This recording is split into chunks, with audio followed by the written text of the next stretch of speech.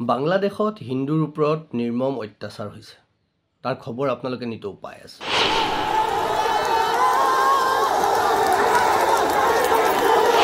তাৰ আচৰিত ধৰণে আৰু তাৰ বিপৰীত ধৰণে অসমৰ বিভিন্ন ঠাইত যোৱাকালি সোণাপুৰ আৰক্ষীয়েও দুজন বাংলাদেশী মুছলমানক গ্ৰেপ্তাৰ কৰিছে ধুবুৰীত গ্ৰেপ্তাৰ হৈছে গোৱালপাৰাত গ্ৰেপ্তাৰ হৈছে অসম আৰক্ষী আৰু বিএছএফে কেইবাজনো মুছলমান বাংলাদেশী কৰায়ত্ব কৰিছে তাৰ মানে কি পলাই আহিব লাগিছিল হিন্দু আহিছে কিন্তু মুছলমান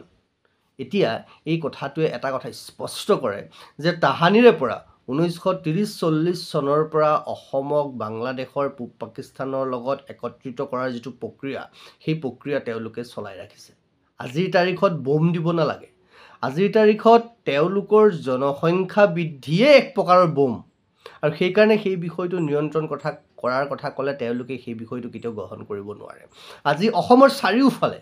নগাঁও অসমৰ বিভিন্ন ঠাইত যেতিয়া বাংলাদেশী মূলৰ এই বাংলাদেশৰ অশান্তৰ জৰ্জৰ পৰিৱেশটোৰ সুবিধা লৈ আমি হিন্দু বাংলাদেশীৰ ওপৰত অত্যাচাৰটো দেখিছোঁ আমি হিন্দু বাংলাদেশী সুৰক্ষা দিয়াৰ কথা কৈছোঁ কিন্তু তাৰ বিপৰীত ধৰণে যিধৰণে বাংলাদেশী মুছলমান অসমত কৰায়ত্ব হৈছে সেই কথাটো কিন্তু উদ্বেগজনক বিষয়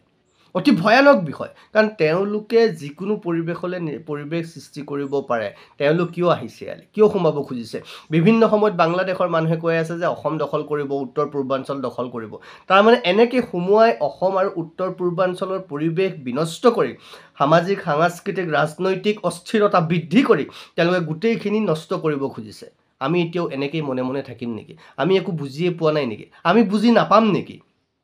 যে তেওঁলোকে তাত থকা নিজৰ দেশত থকা হিন্দুখিনিকো নষ্ট কৰিব আৰু যেহেতু তেওঁলোকৰ জনসংখ্যা ইমান বেছি গতিকে তেওঁলোকক আৰু ভূমি লাগিব আৰু ভূমি কেনেকৈ ল'ব মানুহ মাৰি কাটি সেইখিনি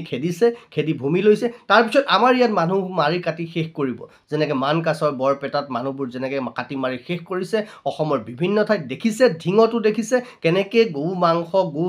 ঠেং মূৰ আদি পেলাই হিন্দুৰ ওপৰত অত্যাচাৰ কৰা হৈছে হিন্দু মানুহৰ মাটি বাৰী ঘৰ কাঢ়ি লোৱা হৈছে এই প্ৰক্ৰিয়া তাহানিৰে পৰা এই প্ৰক্ৰিয়া চলি আছে আৰু এই প্ৰক্ৰিয়া কৰিবলৈকে পদ্ধতিগতভাৱে বাংলাদেশৰ পৰা মুছলমানক সোমোৱাই দিয়া হৈছে ই এটা আন্তঃৰাষ্ট্ৰীয় ষড়যন্ত্ৰ ই ইছলামীকৰণ কৰাৰ সৰ্ববৃহৎ ষড়যন্ত্ৰ অসমৰ বিৰুদ্ধে ভাৰতৰ বিৰুদ্ধে গতিকে আমি সকলো এই বিষয়টোত জাগ্ৰত হৈ থকা উচিত আমি এই বিষয়ত সঠিক পদক্ষেপ লোৱা উচিত অসমৰ মাননীয় মুখ্যমন্ত্ৰীৰ লগতে ভাৰত চৰকাৰলৈ আমি আপোনালোকৰ মাধ্যমেৰে এইটো বিনম্ৰতাৰে আহ্বান কৰিব খুজিছোঁ যে হিন্দুৰ ওপৰত হোৱা অত্যাচাৰৰ সুযোগ লৈ অসমত যি ধৰণে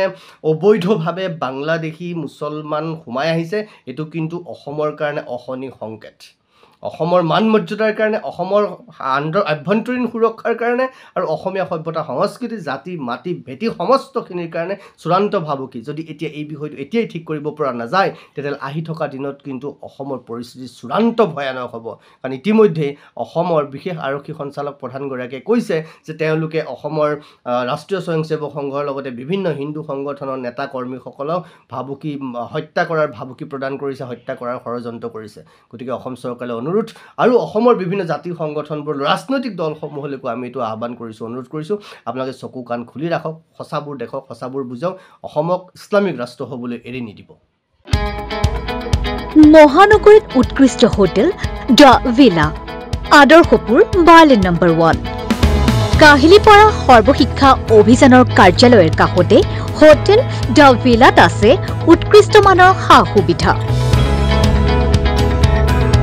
য'ত আছে আটক ধুনীয়া কোঠা লগতে পাব লাক্সাৰি সুইট আৰু ডিলাক্স ৰুম তদুপৰি ৰেষ্টুৰেণ্টত পাব আপোনাৰ মন পছন্দৰ সুস্বাদু খাদ্য আৰু পাব বাৰ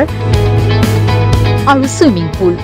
দ্য ভিলাত পাব আপুনি নৈসৰ্গিক পৰিৱেশ আৰু সুস্বাদু খাদ্যৰ সম্ভাৰ